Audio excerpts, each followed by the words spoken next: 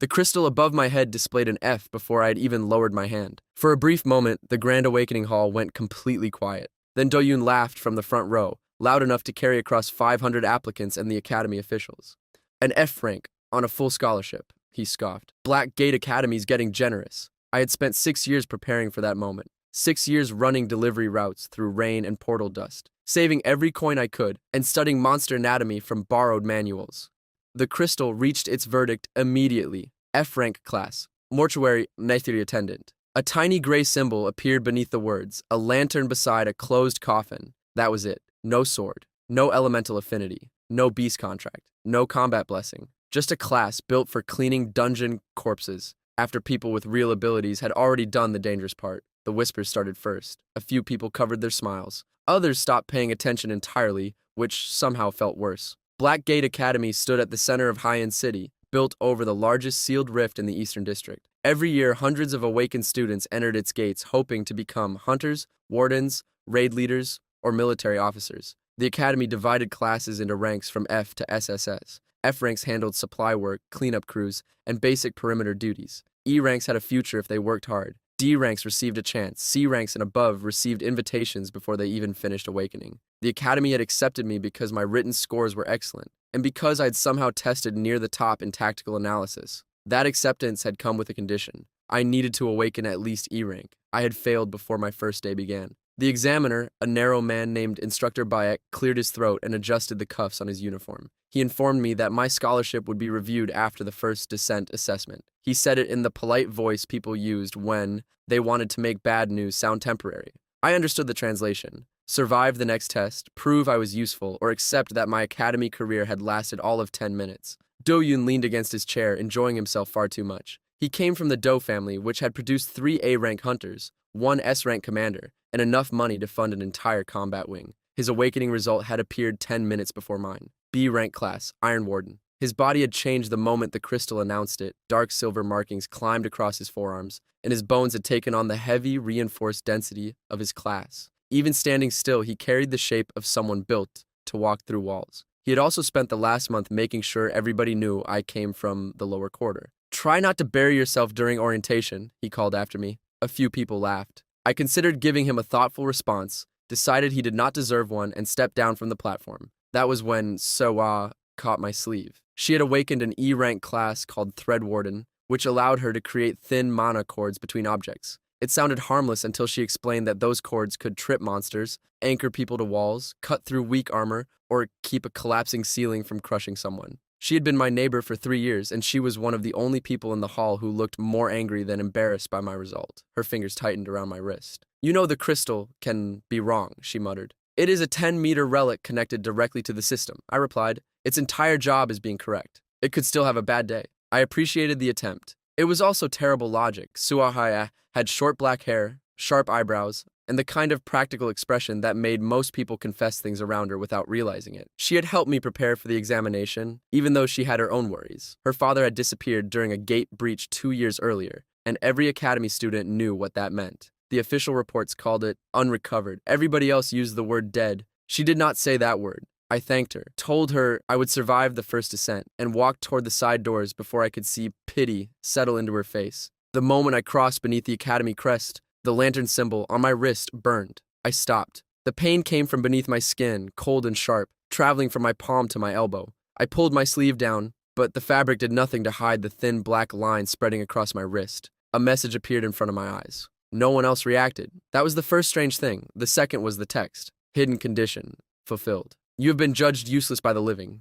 You have entered a place built above the dead. Would you like to accept the inheritance of the grave sovereign? Every awakened person could see system messages. They appeared during rank advancement, dungeon contracts, item appraisal, and rare quest triggers. Most people saw a handful in their entire lives. I had received one during my awakening. I should have called an instructor. I should have reported the message, asked why a hidden system prompt had appeared under an academy built over a sealed rift. Instead, I remembered the scholarship condition. Then I accepted. A bell rang somewhere below my feet. Every lantern along the corridor flickered. The black line on my wrist curled into a symbol shaped like a crown made from broken ribs. A second message appeared. Hidden class awakened. Grave sovereign, SSS, rank, public class mask, active. Mortuary attendant, F rank, authority obtained, claim of the fallen. The message remained for only a few seconds, then the rules appeared. Claim of the fallen. Any creature that dies within 30 paces may be claimed within 10 seconds. Claimed dead may be raised as bonebound servants.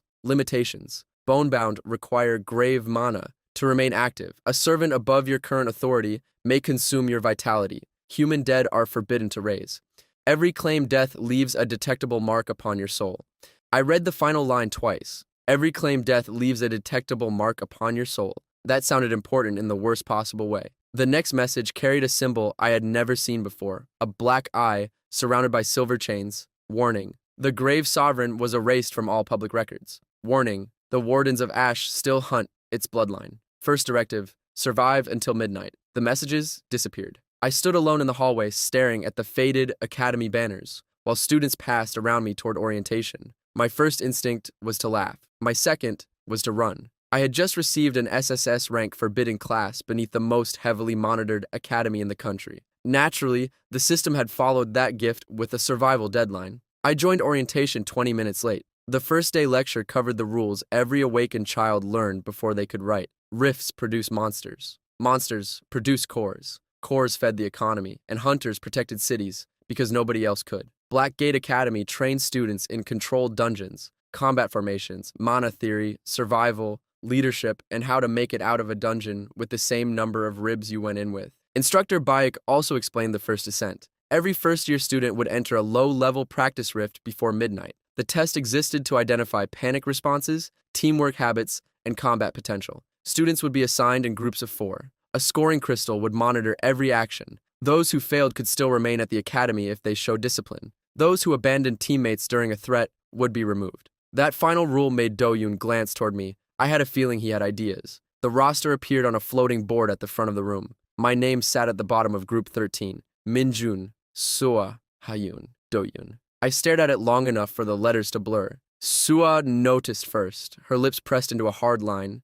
Do-yoon looked pleased. Ha-yoon simply folded the roster sheet in half and walked over. I knew her from the entrance rankings. She had awakened an A-rank class called Stormlancer. Blue-white sparks sometimes crawled across the spear clipped to her back, though she kept them controlled enough that nobody else seemed bothered. She had also ranked first in combat theory. I had ranked first in tactical analysis. That meant we had spent the entire written examination competing without speaking. This group was arranged, she said. Do you have proof? I asked. No. She glanced toward the faculty table. I have pattern recognition.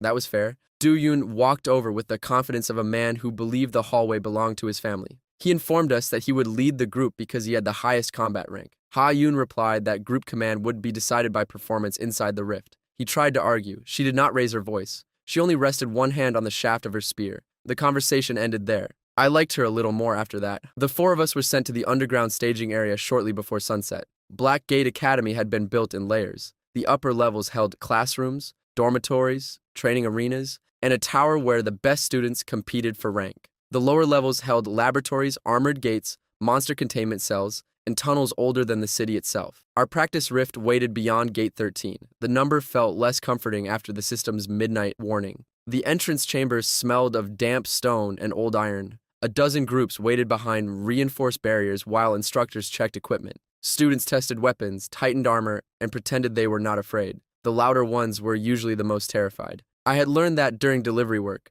people facing danger often filled the air with noise because silence forced them to think. A man in a gray coat watched us from the far side of the chamber. He stood apart from the other instructors. His hair was silver at the temples. His left eye was covered by a black patch. When his gaze met mine, the lantern mark beneath my sleeve flared. He crossed the room before I could decide whether to pretend nothing had happened. Minjun, he said. I had never met him. Yes? Your pulse is too fast. That seems reasonable under the circumstances. A faint line appeared beside his mouth. It was not quite a smile. He introduced himself as Professor Hae Sung, a combat historian attached to the underground wing. That title sounded harmless. His scarred hands suggested otherwise. He asked whether I had felt anything unusual during awakening. I considered telling him the truth. Then I noticed the black ring on his finger. It carried the same chained eye symbol that had appeared in my system warning. My answer became much simpler. Just disappointment. For the first time, something changed in his expression. He studied me for another second, then leaned closer. Stay alive until midnight, he said.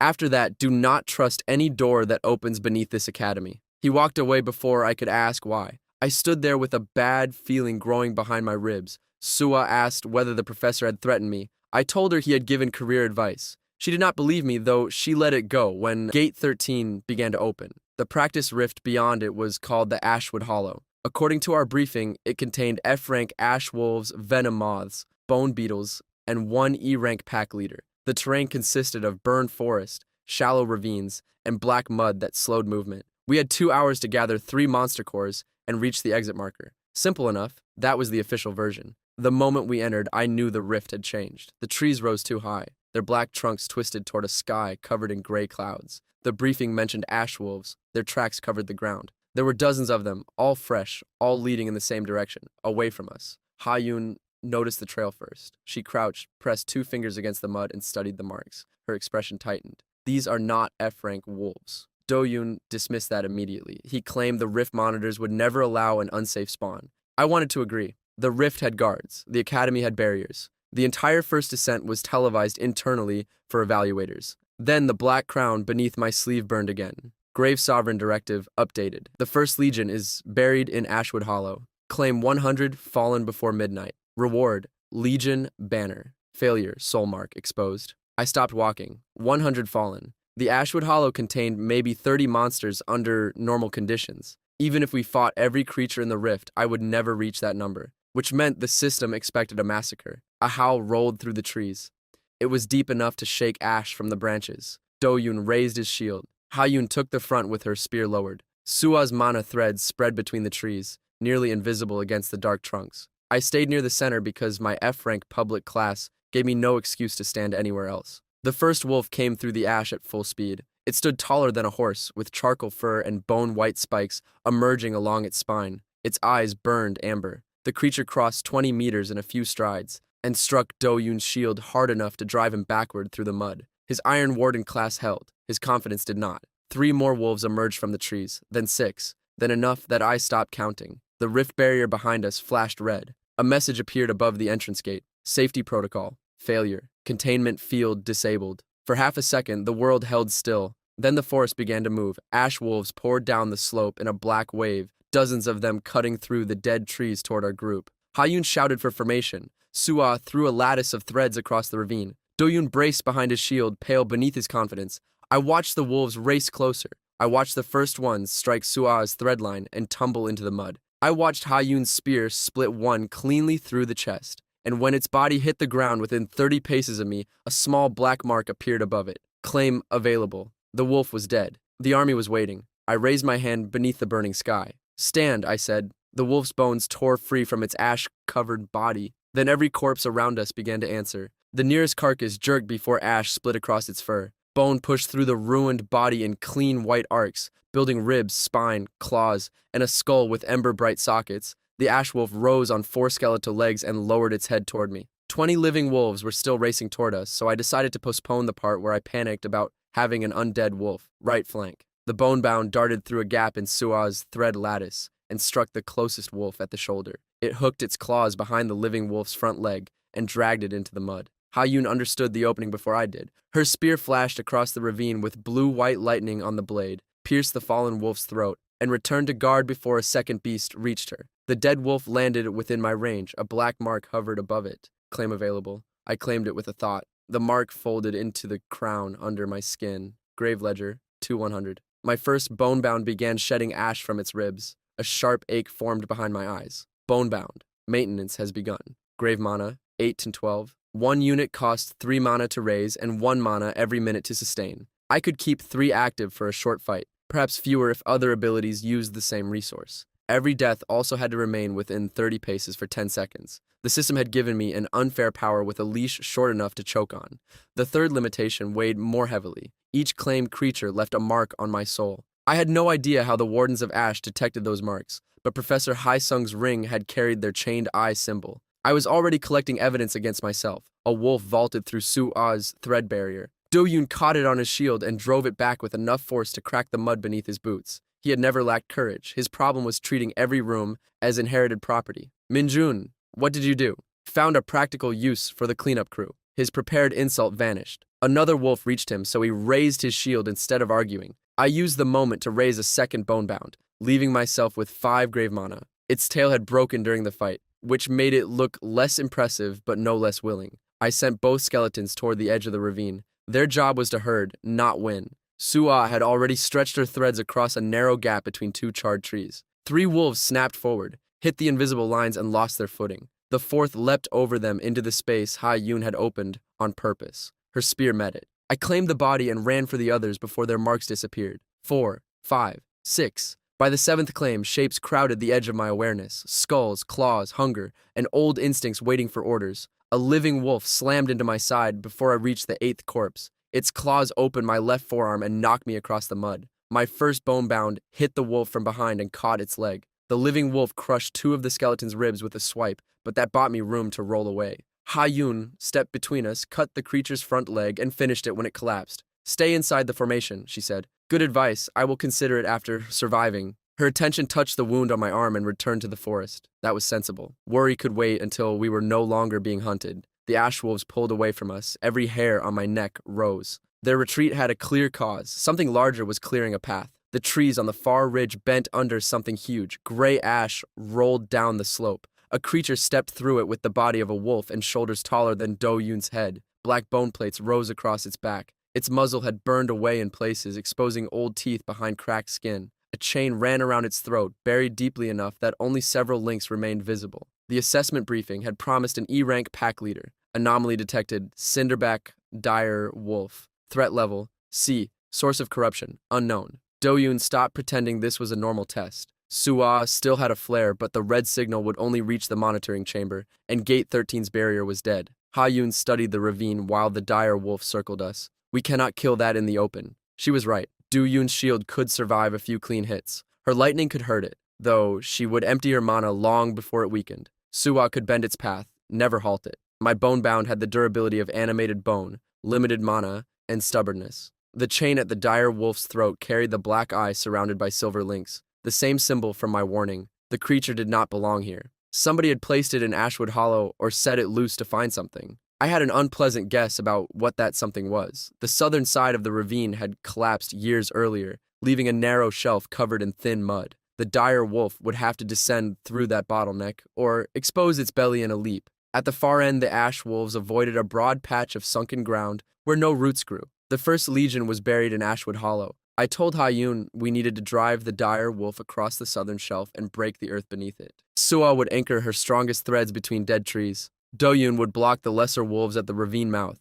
He gave me a long stare. "You are an F-rank mortuary attendant." The dire wolf charged before he could reply. Ha-Yun drove her spear into the ground and sent a bolt through the wet mud. The current hit the creature's front legs and disrupted its stride. Sua pulled her threads tight across the ravine. The wolf tore through the first 2 lines. The third caught its chain and twisted its charge sideways for half a heartbeat. Ha-Yun threw her spear. It struck between the creature's shoulder plates, lightning bursting along black bone. The dire wolf veered from the next thread line and planted its paw on the weakened shelf. I sent both bone-bound wolves into the mud beneath it. They shattered under the impact. The shelf had already begun to sink. The ground split along a long fracture, and the dire wolf dropped chest first into the collapse, claws raking through soil as it tried to climb. "Now!" Do-Yoon slammed both hands against his shield. Dark metal spread from the shield into the ground and formed a broad slab across the ravine entrance. The collapsing shelf struck it, held for a breath, and redirected downward. The earth opened. I had expected scattered bones. Instead, the ravine wall peeled away and revealed a sunken stone chamber packed with skeletons.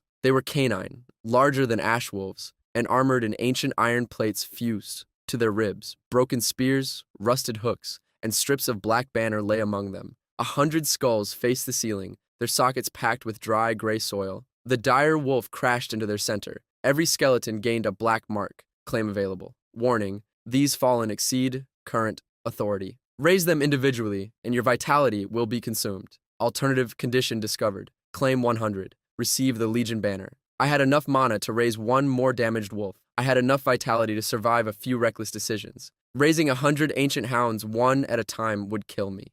The system had offered a rule. Rules existed to be used. The dire wolf began climbing toward the edge of the pit. Ha-Yun drew a spare spear. Sua's face had gone pale from maintaining her threads.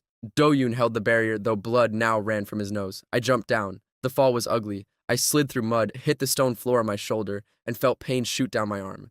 The dire wolf turned toward me midway through its climb, its amber eyes fixed on the crown hidden beneath my sleeve. It understood something. That was deeply inconvenient. I landed beside the first row of skeletal hounds and claimed them. 1 or 2, 3. Each mark dragged a black line across my vision. The hounds remained still, their bones wrapped in ancient chains. My fingertips went numb. The pressure in my chest grew with every command I refused to give. The dire wolf lunged. Hayun struck its chain from above, lightning bursting across the pit. The creature twisted and slammed her against the wall with its shoulder. Sua anchored a thread to a broken spear in the floor, caught Hayun's belt, and pulled her beyond the next strike. 3 threads snapped. Sua dropped to one knee above us. I kept claiming. 31. 32. The chain around the dire wolf's neck split open. Grave Sovereign. The voice came from inside the metal. The creature's ruined muzzle had not moved. Every instinct in my body told me to run. I reached for the next skull. 46. The dire wolf crossed the chamber in 2 leaps. Its paw came down toward me. I pressed my bleeding hand against the nearest skull and begged the system for something useful. Wake up.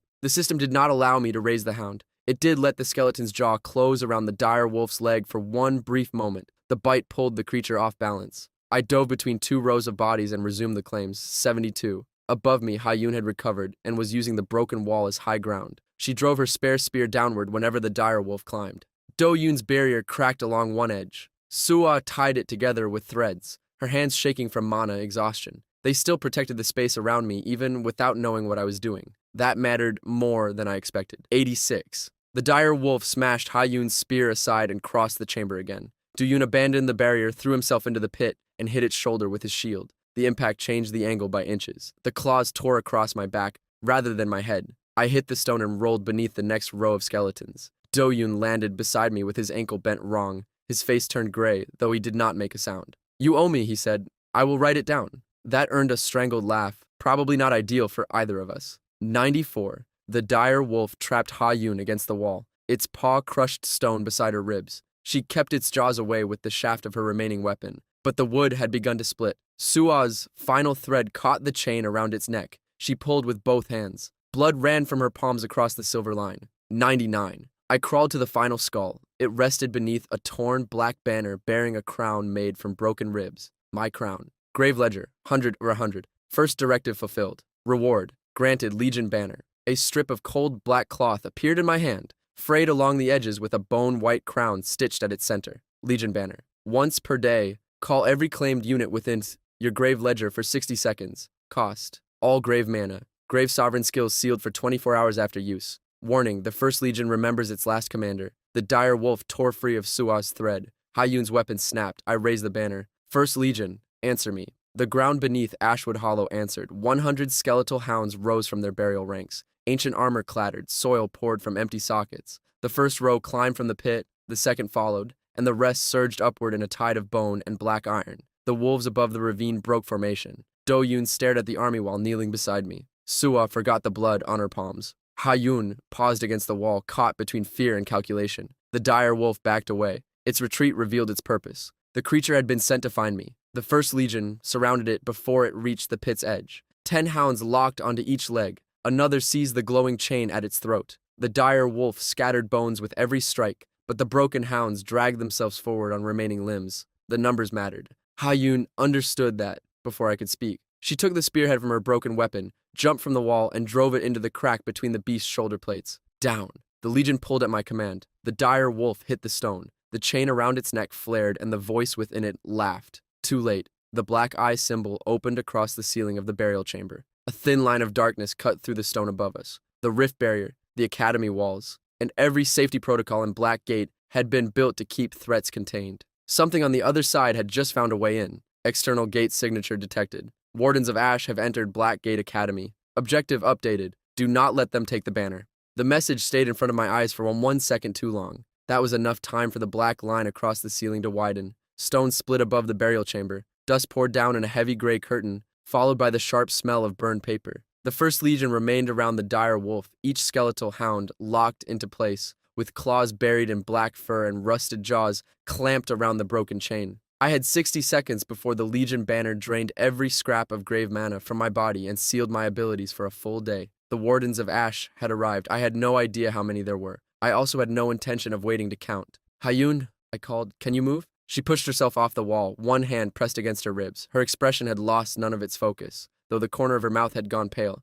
"I can fight. Do-Yoon?" He tried to stand, failed, and settled for using his shield as a support. My ankle is damaged. My pride remains excellent. That was probably the most useful thing he had said all day. Soa climbed down from the edge of the pit using the remnants of her mana threads. Her palms were bleeding, and the skin along her fingers had turned raw from forcing too much energy through them. She looked at the army surrounding us, then at the banner in my hand, then directly at me. Apparently, none of it was enough to scare her. Are those yours? I considered lying. A second crack ran across the ceiling, and a gloved hand pushed through the opening. The answer could wait. The first warden dropped into the chamber. He landed without bending his knees, wrapped in a long ash-gray coat that reached his boots. His face remained hidden behind a smooth porcelain mask marked with a black eye and silver chains. The air around him felt wrong. The little hairs on my arms lifted, and the bone-bound wolves nearest to him went still. A second figure descended behind him, then a third. They did not carry swords or shields. Each held a long black staff capped with a metal lantern. Inside every lantern burned a tiny white flame. The flames leaned toward me. That was when I understood the final limitation of my class. The marks on my soul were not metaphorical. The wardens could smell them. The first masked man studied the dire wolf trapped beneath the legion. His voice emerged flat and calm through the porcelain. The air has awakened. Nobody beside me understood what he meant. I did. The phrase landed harder than the claws across my back. I had never met my father. My mother had told me he died before I could remember him. She never gave details. Every time I asked, her face closed in that quiet way people used when the truth hurt too much to touch. Now 3 masked strangers had entered Black Gate Academy through a corrupted practice rift and called me heir. That suggested my mother had either lied or feared something far worse than poverty. The warden closest to the pit raised his lantern. The white flame turned black. Every skeletal hound in the chamber shuddered. Hostile authority has attempted to sever your claim. Legion banner duration, 47 seconds. I felt the command trying to rip through me. It felt closer to having someone reach inside my ribs and pull on invisible threads tied around every bone in my body. Several hounds lost their footing. Their skulls turned toward the wardens. If I sent the Legion forward in one mass, they would learn exactly how I commanded it. I needed them to learn the wrong lesson. Hayun, I said, keeping my voice low, can you hit the lanterns? Her eyes flicked toward the white flames, then to the cracked ceiling, then back to me. Once, she said, maybe twice. Save the second one. Doyun shifted behind his shield. You have a plan? I have several bad options. That is not comforting. The wardens began advancing. The first one stepped down the slope toward us. The Legion hounds nearest to him moved to intercept, but his lantern swung once and their joints locked. The flame inside had turned bright white again. He was suppressing them one cluster at a time. That gave me a narrow opening. I lifted the banner higher and sent a single command through the Legion. Not attack. Retreat. The nearest 40 hounds broke away from the dire wolf and rushed toward the walls of the chamber. The wardens reacted at once. Their lantern flames swept after the movement. The first man began chanting under his breath, and black symbols crawled across the ground beneath the hounds. Exactly what I wanted. The remaining 60 hounds stayed on the dire wolf. The creature snarled and fought beneath their weight, but its chain had lodged between 2 ribs of an ancient skeletal hound. Every time it pulled, the chain dragged deeper through its own flesh. I had noticed that earlier. The chain did not merely restrain the wolf. It anchored something inside it. Duyun, I said, can your shield pin that creature's head for 5 seconds? He took one glance at the wolf and another at his swollen ankle. For the first time since I met him, his expression had no arrogance at all. He looked frightened. Then he nodded. 5 seconds. Good. I need 3. The first warden turned his masked face toward me. You are wasting the dead. I am new at this. That was the last direct answer he received from me. I pulled the nearest bone-bound ash wolf into motion and sent it at him alone. The skeleton crossed the chamber fast, dodging between broken spear shafts and stone blocks. The warden raised his lantern. White flame flared. The bone-bound collapsed into a pile of bones. He had expected that. He had not expected its skull to continue rolling. The skull rolled beneath the warden's coat and struck the black symbol etched into the floor. The mark shattered. His chant cut off. Sua moved at the same moment. She had been quiet since descending into the pit, conserving the last of her mana. Now she used it all at once. Thin silver threads wrapped around the warden's lantern arm, his wrist, and the cracked stone behind him. He tried to pull free, but the skull had disrupted his footing. Hayun threw the spearhead. Lightning flashed through the chamber. The metal point struck the lantern dead center. The porcelain glass shattered. The white flame inside screamed. I had not known fire could scream. I would have preferred to continue not knowing. The blast threw the warden backward. His mask cracked down the middle. Beneath it, his skin had been burned gray and stitched around the mouth with black thread. The other 2 wardens stopped. That was a mistake. The legion surged. 40 skeletal hounds slammed into the left wall, tearing loose old blocks of stone. Behind them, a narrow tunnel opened into darkness. The ancient burial chamber had another exit. The remaining hounds pulled the dire wolf toward the tunnel. The beast resisted. Do-yoon limped forward, braced his shield against the ground, and activated his class ability. Dark metal expanded outward from the shield in a thick, curved wall. It rose beneath the dire wolf's jaw and locked against the stone ceiling. The creature slammed into it, snarling, trapped with its head forced sideways. 3 seconds, Do-yoon shouted. I ran. The dire wolf's eyes followed me. They were not animalized anymore. The amber light had changed into a dull gold, and beneath the rage I saw something close to recognition. The broken chain around its throat glowed. I reached for it. The metal burned through my palm. Unknown relic detected. Wardens of Ash. Binding chain. Function: containment of grave sovereign bloodline. Function: gate tracking. Function: soul extraction. That last line made my stomach tighten. The wolf had not been sent to kill me. It had been sent to restrain me long enough for the wardens to arrive. The chain had tracked the hidden class the moment I accepted it beneath the academy. Somebody had been waiting for a grave sovereign to awaken. I grabbed the chain with both hands anyway. Pain ran up my arms. The black crown beneath my sleeve flared. The dire wolf snapped at me, but Do-yoon's shield held its muzzle out of reach. I pulled. Nothing happened. The chain had been fused into the wolf's body and soul. Brute force would only tear my hands apart. I needed a different angle. The system had called it a binding chain. Binding required an anchor. I searched along the links until I found it. A small metal seal beneath the wolf's jaw, half hidden under scorched fur. The seal carried the chained eye symbol, but there was another mark beneath it, a broken crown made of ribs, the same mark on my wrist. Proof the wardens had stolen the chain, and if they could steal it, maybe I could too. I pressed my bleeding palm against the seal and ordered the legion to bite down. Every skeletal hound holding the wolf surged at once. Their jaws clamped around the chain, their claws hooked beneath its links, and their bodies locked into place. The wolf roared. I focused everything on the crown beneath my skin. I did not try to destroy the chain. I claimed it. For one horrible second, nothing changed. Then the seal beneath my hand split open. The gold light in the dire wolf's eyes vanished. The black chain recoiled from its throat and curled around my wrist. The metal burned into the crown mark, leaving a thin ring of black links around my skin. You have claimed a hostile binding relic. New skill acquired, grave chain.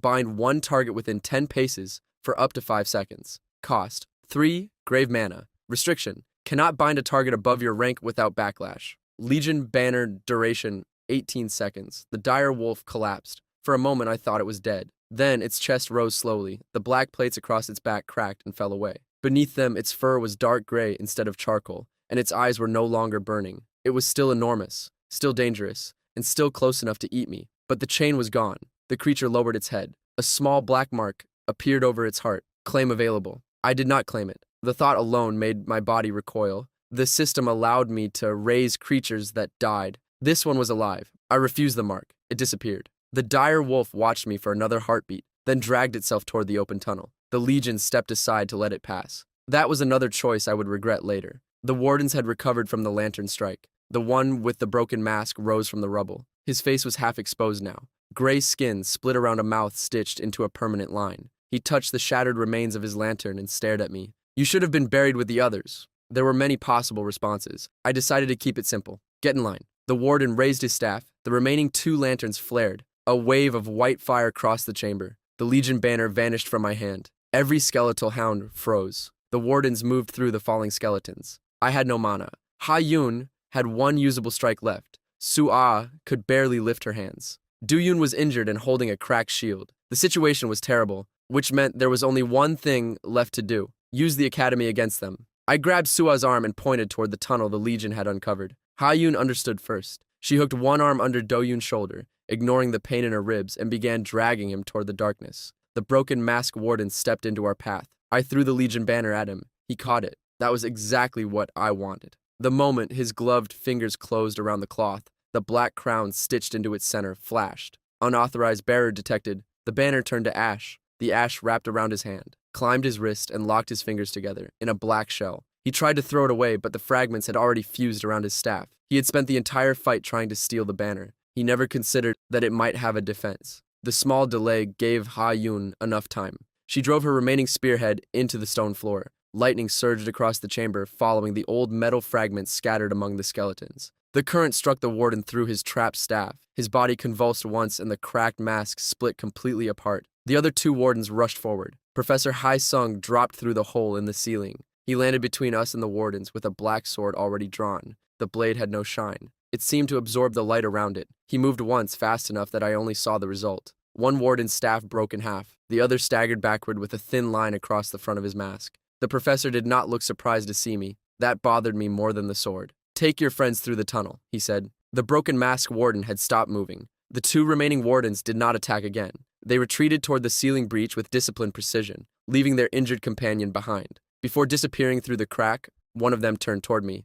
"We will return for the crown bearer," he said. The title hit harder than air. Then they were gone. The ceiling sealed behind them. Nobody spoke. The emergency alarm finally began above us. Professor Haesung studied the remains of the shattered legion, the burned ash around the dead warden, the new black chain around my wrist, and the blood on my hands. By the time Academy security entered the burial chamber, the most dangerous evidence had vanished. The First Legion had returned to whatever place the banner stored them. The black crown under my sleeve had faded to a dull mark. The banner itself was gone, destroyed by its own defense. The dead warden's body had crumbled into ash before anyone reached it. That left only a damaged practice rift, a C-rank beast that had disappeared into an ancient tunnel, 3 injured students, and me. The official explanation arrived quickly. A containment malfunction had occurred during the first ascent. An unknown hostile faction had breached the rift. Professor Haesung had intervened before major casualties occurred. My name appeared in the report once. Min Jun, F-rank mortuary attendant, assisted in evacuation. Do-yoon read the report from his infirmary bed and laughed so hard he nearly reopened something in his ankle.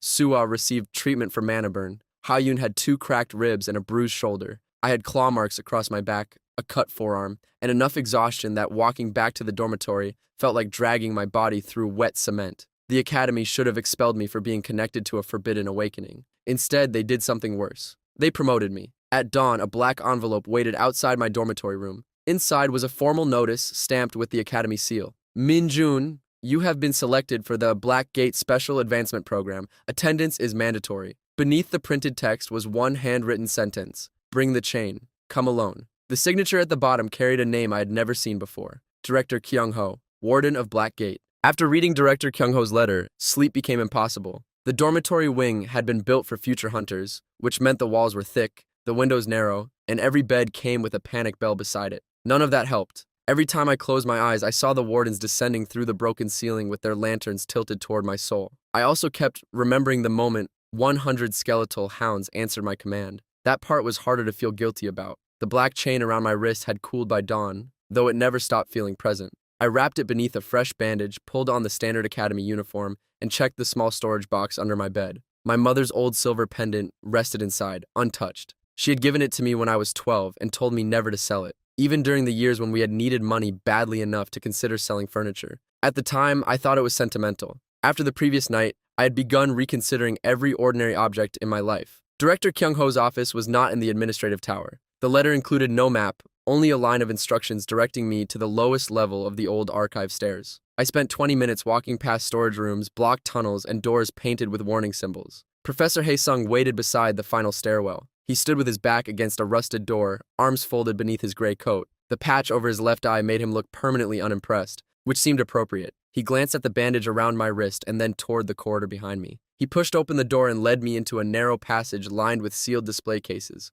Old weapons rested inside, broken spears, cracked shields, clawed gauntlets, and pieces of armor worn down by decades of fighting. Several cases held monster bones. One contained a human skull crowned with a ring of black iron. I kept walking. Professor Haesung noticed. Good choice, he said. I assumed touching it would cause a problem. It would. The hall ended at a round chamber with a single table in its center. Director Kyung-ho sat behind it. He was younger than I expected, perhaps in his late 30s, with neatly tied dark hair and a thin scar crossing the bridge of his nose. Nothing about him looked dramatic until I noticed the sword resting against the wall behind him. Its sheath was covered in the same black eye and silver chains used by the Wardens of Ash. Sit down, Minjun, he said. Director Kyung-ho placed a file on the table between us. My name was written across the cover in red ink. Beneath it were records from my childhood clinic, my scholarship application, my mother's employment history, and one page that had been almost entirely blacked out. I recognized her signature at the bottom. My throat tightened before I could stop it. You knew my mother, I said.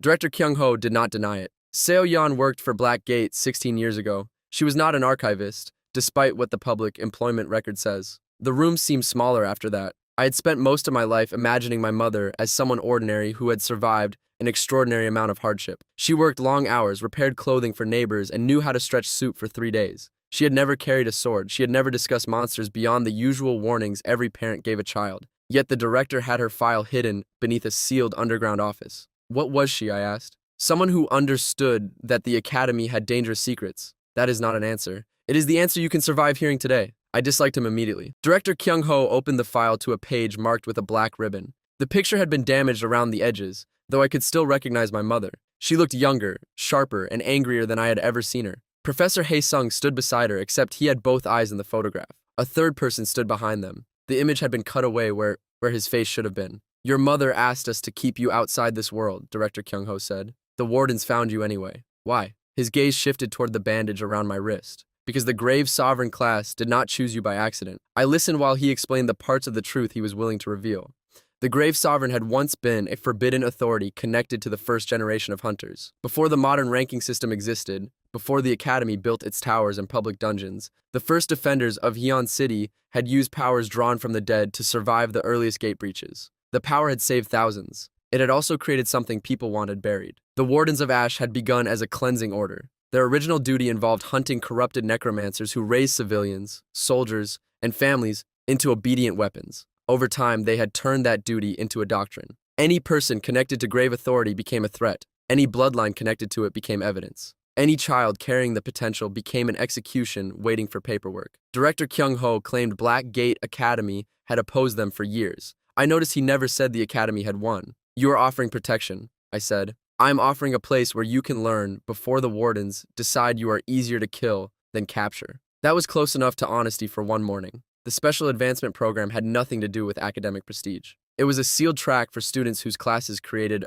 unusual political risks, unstable abilities, or attention from groups outside the academy. Publicly, I would remain an F-rank mortuary attendant. Privately, I would receive access to restricted training rooms, combat instructors, and underground missions. The catch came with rules. I could not raise human dead under any circumstances. I could not reveal my class outside the program. I could not summon Bonebound inside the city without permission. I could not use the Legion banner near civilian populations. I would submit to monthly soul inspections, which sounded deeply unpleasant, and probably was. In exchange, Blackgate would hide my soul marks from the wardens. The item that could do it sat in a small wooden box near Director Kyung-ho's hand. Inside rested a black cord with a tiny silver bell attached. Wear this, Professor Hae-sung said. It will dampen the signal from your grave ledger. I picked it up carefully. What does it cost? Professor Hae-sung studied me for a second. Your grave mana recovery will be reduced by half while you wear it.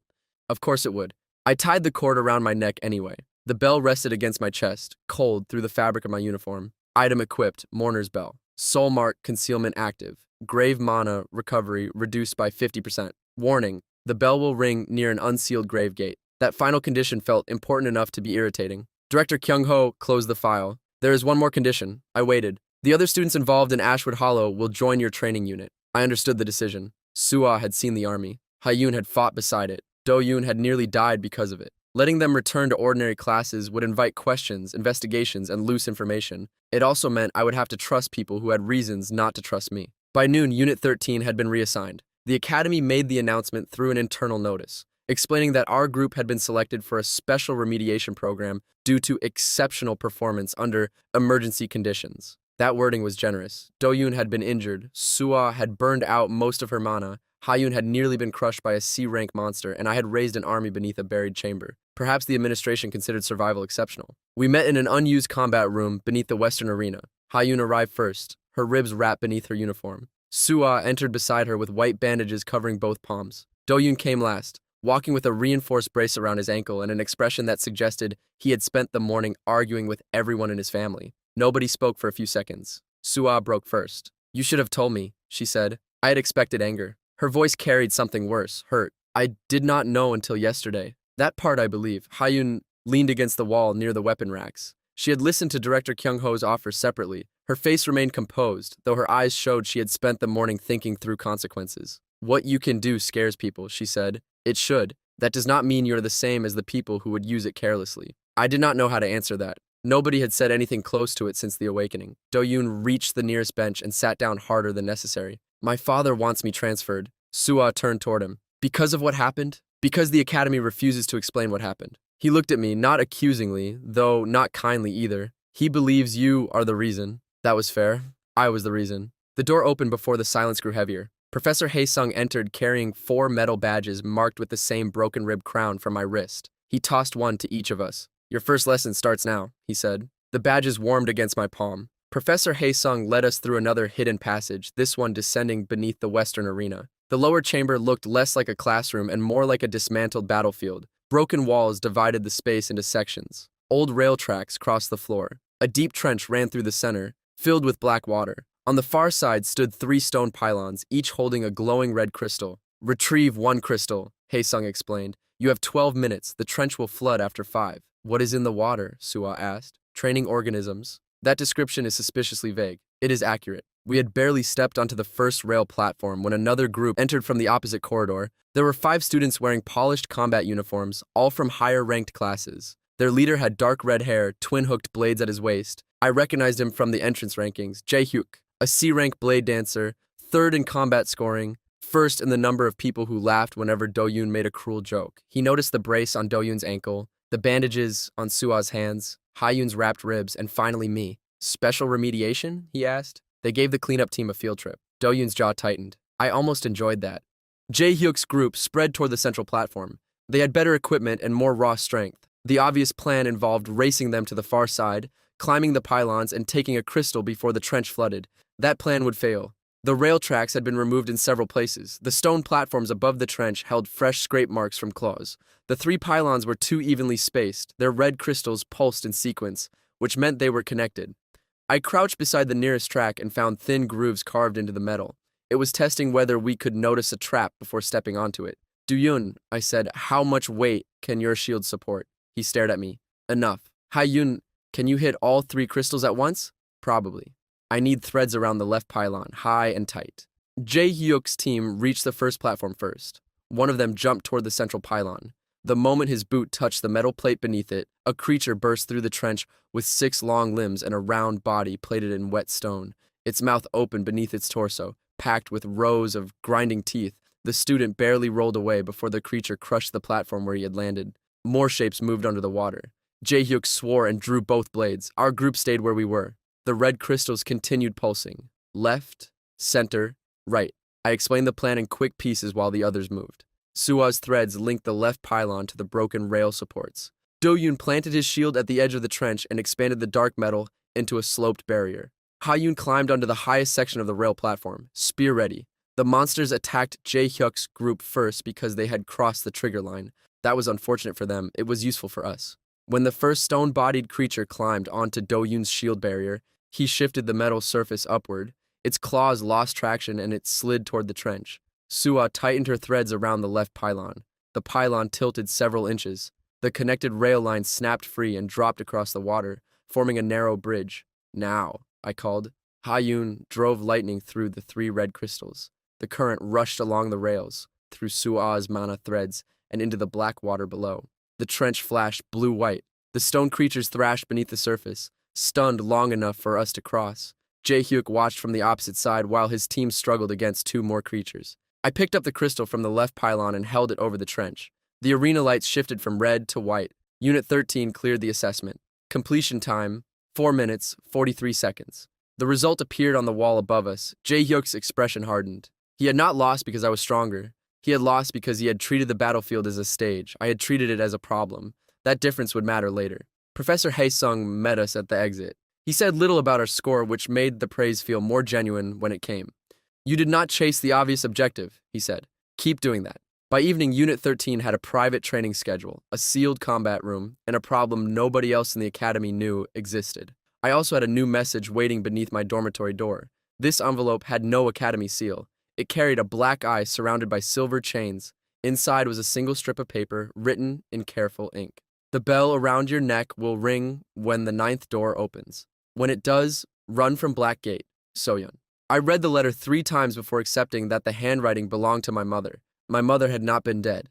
At least, not in the simple way I had believed. She had vanished from Black Gate 16 years ago, hidden me from the Wardens of Ash, lied about my father, protected a silver pendant for more than a decade, and somehow knew the exact moment the 9th door would open. I had spent years thinking she was a tired woman trying to keep me fed. Apparently she had been doing that while outrunning a secret organization of soul-hunting lunatics. I almost laughed. It came out closer to a tired breath. The letter had no date, no location, and no explanation. That bothered me because my mother had always over-explained things. I folded the letter, placed it inside my uniform pocket, and headed for the underground archive. There were many reasons I should have waited until morning. Director Kyung-ho had told me to avoid unnecessary attention. Professor Hai-sung had warned me the wardens would return. My grave mana had only just begun recovering after the Legion banner drained it completely. Then again, the message had said to run when the ninth door opened. Waiting politely for the door to open seemed like poor survival strategy. Professor Hai-sung found me halfway down the archive stairwell. He had probably been waiting there. He always appeared in places where nobody should reasonably be standing, which was either impressive or deeply concerning. I handed him the letter. He read it once. His face did not change, though the fingers holding the paper tightened slightly. "You recognize it," I said. He folded the letter with irritating calm. "I recognize the handwriting. Is she alive?" His silence lasted too long. I had started to hate that particular answer. Professor Haik-sung finally told me that Seo Yeon had disappeared during an operation beneath Black Gate 9 years earlier. The official report listed her as lost during a grave breach. Director Kyung-ho believed she had died. Hae-sung had never believed the report, though he had no proof she survived. That gave me two possible conclusions. Either my mother was alive somewhere beyond the academy, or someone had access to her old writing samples and wanted me moving toward the ninth door. Neither option allowed for a quiet night. I asked where the door was. Hae-sung gave me a look that suggested he had expected the question and disliked the answer. The ninth door lay beneath the oldest section of Black Gate Academy, below the sealed archive tunnels, and beyond a warded descent, where regular students were not permitted. It had been locked for more than a century. The academy kept records of 8 other grave doors opening across the continent during the First Gate era. The ninth had never opened. That was why its existence remained hidden. My first instinct was to ask why anyone built a school on top of it.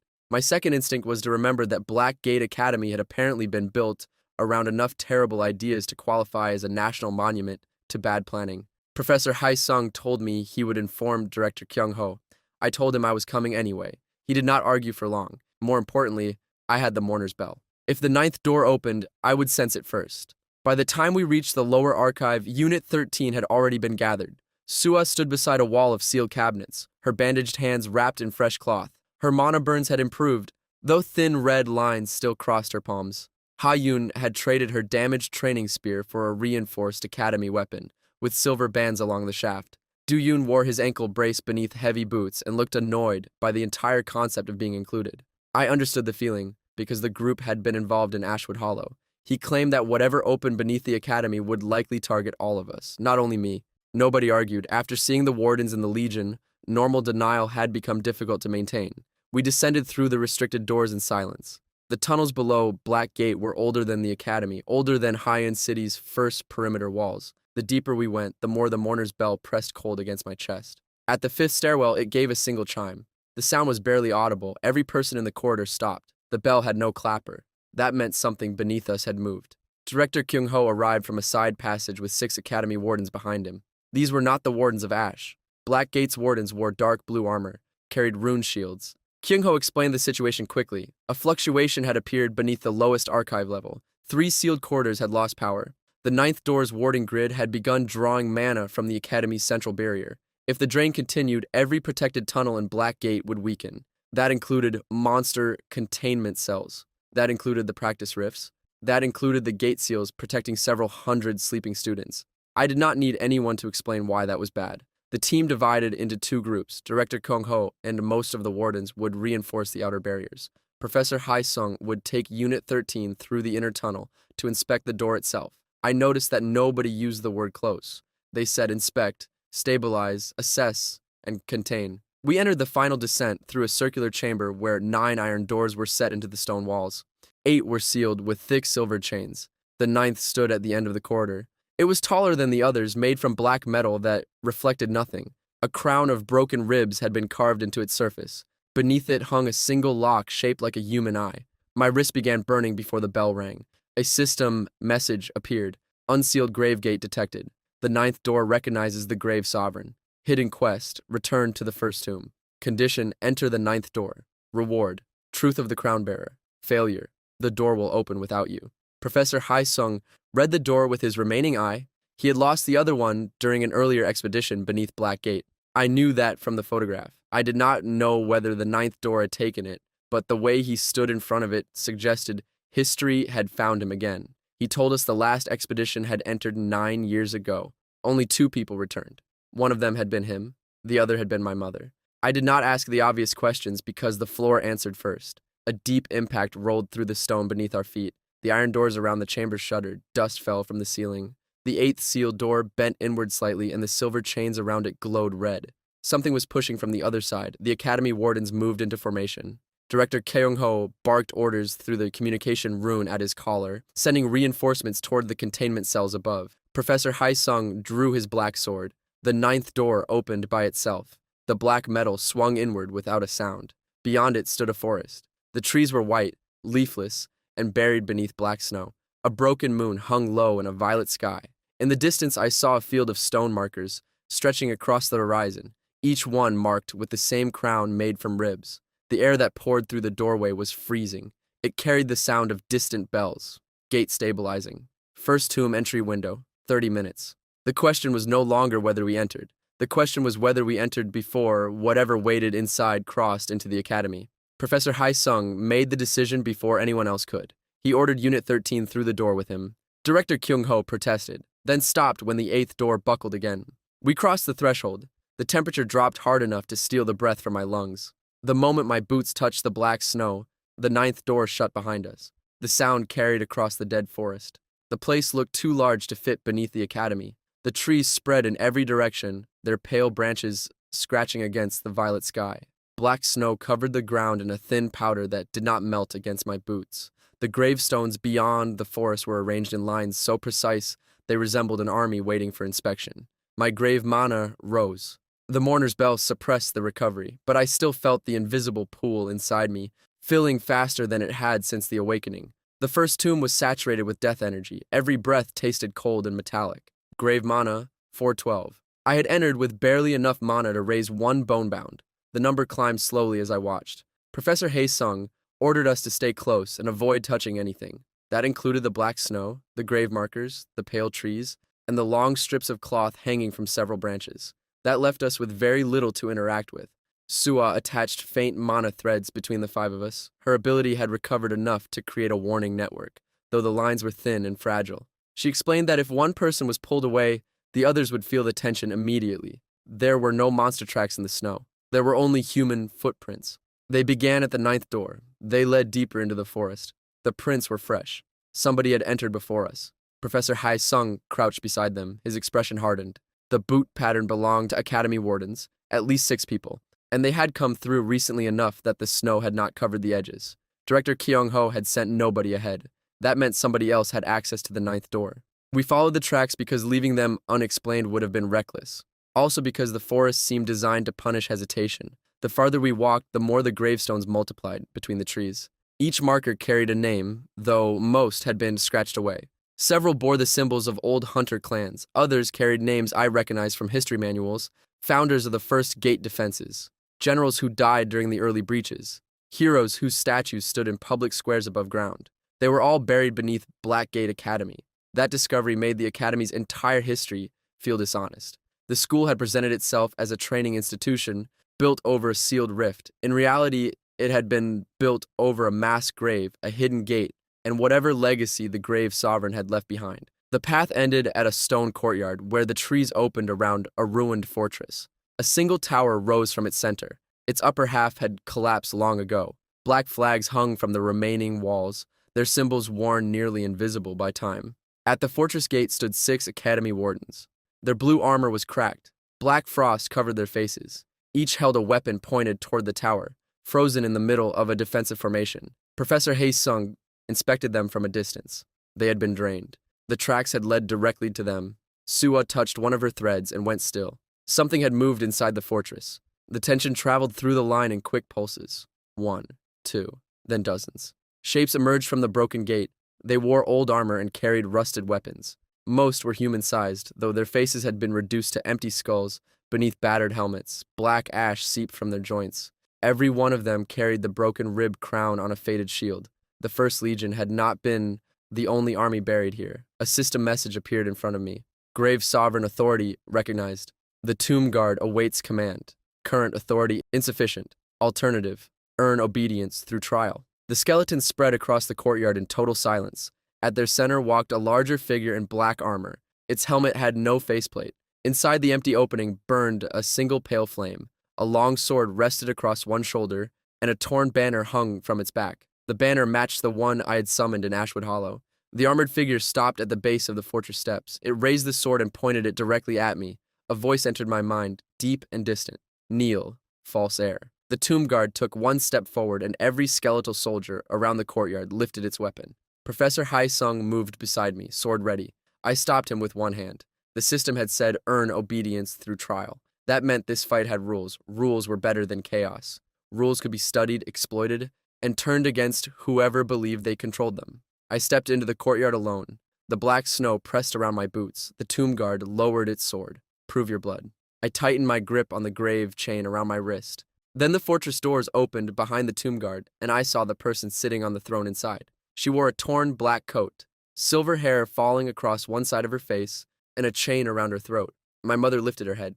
Then she whispered one word that turned every plan in my mind. To Ash. Run.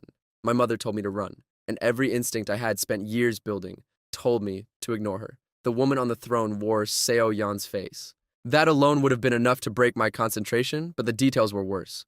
A chain circled her throat and disappeared into the black stone behind the throne. Frost covered the links. Her hands rested on the armrests, with iron cuffs around both wrists, and thin silver lines ran from those cuffs into the fortress floor. She was restrained. She was alive. She was also sitting at the center of a place that had recognized me as its ruler and called me false in the same breath. The tomb guard waited between us with its sword pointed at my chest. I understood the warning a second later. My mother had not told me to run from the skeletons. She had told me to run from the throne. The black snow around my boots shifted. A dark line crawled across the courtyard floor, moving from the tower steps toward me. It followed no crack in the stone. It moved with purpose, fast enough that I barely had time to jump back. The line struck where I had been standing. The stone burst upward. A hand reached out from beneath the courtyard. It wore the blue armored glove of a black gate warden. Then another hand broke through the snow. 6 bodies dragged themselves from the ground around the fortress, all dressed in academy armor. Their faces had been drained gray, their mouths stained black, and their weapons remained clenched in frozen hands. The missing wardens had entered this place before us. The first tomb had killed them, or something inside it had. My system reacted before anyone could speak. Forbidden condition detected. Human dead cannot be claimed. Violation of the first oath will result in authority collapse. The message gave me no time to consider it. The corpses moved toward Unit 13 with stiff, deliberate steps, black ash pouring from the gaps in their armor. Their bodies were being used by someone else. That detail mattered. I could not raise human dead. The wardens of ash apparently had no such limitation. Professor Haisung brought his black sword up and ordered us into a defensive line. Ha-yun took the left flank, using a broken column for cover. Do-yun placed himself in front of Suwa, despite the brace around his ankle. I held the center because the dead guards were moving toward me, and pretending otherwise would have been a waste of everyone's time. The tomb guard did not interfere. Its soldiers stood around the courtyard with weapons raised, watching the 6 corpses advance. The trial had begun, and the ancient commander intended to see what I did with it. I had 3 immediate problems. The first involved 6 armored corpses. The second involved an entire fortress of skeletal soldiers. The third sat on a throne with a chain around her throat and had just told me to leave. I focused on the first problem. The academy wardens moved in 2 groups. 4 came straight down the center, shields lifted and swords ready. The black ash leaking from their armor flowed backward toward the tower. That gave me a line. Do not destroy the bodies, I said. Break the ash. Nobody had time to question it. Sua threw her threads low across the courtyard, tying them between broken flagstones. Ha-yun waited until the right side pair crossed the first line, then struck the ground with the butt of her spear. Lightning spread through the wet black snow and hit the corpses below their knees. Their armor locked. The threads tightened around their legs. Do-yun used the opening to ram one of the central corpses with his shield. He did not hit hard enough to crush it. He drove it sideways into a cracked wall, pinning its arm against the stone. The movement gave me a clear view of the black ash inside its chest. The ash was connected to a thin line of darkness stretching back toward the tower. I raised the grave chain. Grave mana, 612. The skill cost 3 mana. Using it against a hostile relic had already taught me how painful backlash could be. Using it against whatever controlled 6 stolen bodies inside the first tomb seemed worse. I used it anyway. The chain uncoiled from my wrist and crossed the courtyard in a straight black streak. It wrapped around the ash tether inside the pinned corpse's chest. The moment it locked, pain tore through my arm. My fingers went numb. The black links around my wrist heated beneath the bandage. Target exceeds current rank. Backlash applied. The line held for less than 2 seconds. That was enough. Hayun drove her spear through the wall beside the corpse instead of through its body. Lightning surged through the stone and into the black tether. Sua pulled every remaining thread attached to its armor. The corpse jerked once, then collapsed at Do-yoon's feet. The ash escaped its chest in a violent stream and raced back toward the tower. The body stayed down. That gave me the answer. We were not fighting the wardens. We were fighting the thing wearing them. I told the others to change targets. Hayun used controlled strikes to stun and redirect. Sua turned the broken flagpoles, shattered shields, and loose armor into a web across the courtyard. Do-yoon became the wall she needed, catching attacks and pushing the corpses away from the tower. I watched the black ash lines and used the grave chain only when one became exposed. The strategy worked because the controllers had expected us to strike the bodies. Every time we refused to destroy one, the enemy lost a weapon without gaining a corpse. The fight still cost us. Do-yoon's shield took repeated blows from a dead warden carrying an axe. The armor along its outer rim cracked, and his injured ankle buckled when he shifted too quickly. Sua pushed her mana threads far past the safe limit, and blood began seeping through her fresh bandages. I could not spare mana for another chain. The last 2 corpses reached the center of the courtyard at the same time. One carried a rune spear. The other had both hands wrapped around a black lantern, identical to those used by the Wardens of Ash. That lantern was the real threat. The white flame inside it leaned toward me. The tomb guard finally moved. Its sword struck once. The lantern split in half. Black ash sprayed across the courtyard, but the ancient commander stepped through it without hesitation. The pale flame inside its helmet brightened. Every skeletal soldier around the fortress raised a shield in the same motion. The black ash had nowhere to go. It crashed against a wall of old iron and bone, trapped between the tomb guard's formation and the ruined tower. The controller inside the fortress screamed. The sound did not come from a human throat. It came from the stone beneath the throne, deep enough to vibrate through my teeth. My mother closed her eyes. That was when I understood why she had told me to run. The fortress was not her prison. She was holding the prison shut. The black ash withdrew from the courtyard and rushed toward the throne. The silver chains around my mother's throat tightened. Her shoulders jerked against the restraints, and the pale color drained from her face. I moved before Professor Haesung could stop me. The tomb guard blocked my path. Its sword crossed in front of me, and its voice entered my mind with the same cold weight as before. Command is not possession. The words carried more force than the threat. I looked past its blade toward my mother, then at the 6 fallen academy wardens lying across the courtyard. They had been sent here by someone. They had been used after death. They deserved better than becoming evidence in another secret war. I lowered my hand from the grave chain. The tomb guard waited. The right answer was not to force my way through the fortress with an army. It was not to claim every body in sight and turn the entire courtyard into a weapon. The first tomb had seen too many people treat the dead as tools. I had been one bad choice away from becoming another version of the wardens. I turned toward the bodies. Professor Haesung watched me carefully. I told them we needed to give the dead wardens their names back. That sounded useless in the middle of a battle. It was not. Every person who worked beneath Black Gate carried a silver identification plate inside their armor. The ash puppets had hidden the plates beneath black frost. Sua used her threads to pull them free. Do-yoon dragged the bodies into a line near the wall. Ha-yoon stood guard while Professor Haesung read each name aloud. I did not know the 6 people. I knew only that they had entered the 9th door under false orders and died somewhere between the threshold and the fortress. I placed their plates in the snow before them. The first black mark above their bodies faded, then the second. The ash had used their names as anchors.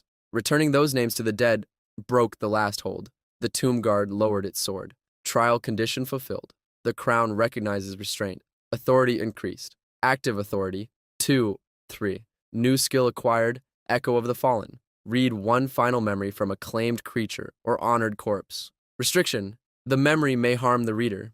The system message vanished, leaving me with no mana and a new ability that sounded useful in exactly the kind of situation where I would regret using it. The tomb guard stepped aside. I crossed the courtyard. The skeletal soldiers parted in silence. Their skulls followed me, though their weapons remained lowered. I felt their attention through the grave ledger, heavier than the ash wolves and ancient hounds had been. These soldiers carried names, promises, and memories. They had fought for someone once. They had died believing the crown would protect what they left behind. The pressure of that trust settled on me harder than any rank announcement. By the time I reached the throne, the black ash had retreated into the cracks around it. My mother's chains still glowed faintly. Her breathing came shallow and uneven, but she was conscious. Up close, she looked older than the woman I remembered. Her eyes were still the same. That was enough to make the years between us feel unreal. "You came back," I said. Her mouth trembled once. She held herself together before speaking again. "I spent 9 years trying to keep you from this place." There were many questions I wanted to ask. Why she had left? Why she had lied? Why she had allowed me to believe she was dead? None of those questions mattered before the chain around her throat. I studied it instead. The links carried the broken rib crown on one side and the chained eye on the other. 2 powers had been fused together. The first tomb had bound her to the throne. The Wardens of Ash had added their own seals afterward. My mother had been holding the gate shut. The Wardens had been draining her while searching for a way to replace her. She explained the rest in fragments because the chains punished her whenever she spoke too long. 9 years earlier, she and Professor Hae Sung had discovered that the Wardens of Ash had infiltrated Black Gate's lower ranks. They were using grave gates to collect old armies and turn them into private weapons. The ninth door had resisted them because the first tomb still obeyed the original crown laws. My father had carried the grave sovereign bloodline. He had died closing another grave gate before I was old enough to remember him. I inherited the potential. My mother hid the truth, kept the pendant, and waited for a chance to break the Warden's tracking network. When the system awakened my class, the hidden seal failed. The Wardens found me within hours. The word heir had been true. It had also been incomplete. Blood had opened the door for me. My choices would decide whether the crown accepted me. The greatest lie the Wardens had built their order upon involved necromancy itself. They had told the world that grave authority existed to command the dead. The original purpose had been more complicated. A grave sovereign could call the fallen into battle, but every claim created a debt. The dead remembered how they were used. The stronger they had been in life, the more their will mattered. After death, the First Legion had answered me because they recognized the bloodline. The tomb guard had rejected me because blood alone meant nothing. My mother touched the silver pendant beneath my shirt. That was when I finally understood why she had forbidden me from selling it. Inside the pendant rested a fragment of my father's oath. It contained a final authority that could sever the ash seals around her throat. It could also break the lock holding the ninth door stable. I had a key to free my mother. Using it would expose Blackgate Academy to everything buried inside the first tomb. The choice sat between us, hidden inside a cheap silver pendant I had worn for years without understanding. My mother asked me to leave her there until we found another solution. I hated her for making the request sound reasonable. I hated myself more because she was right. The tomb guard approached the throne and placed its sword across its chest.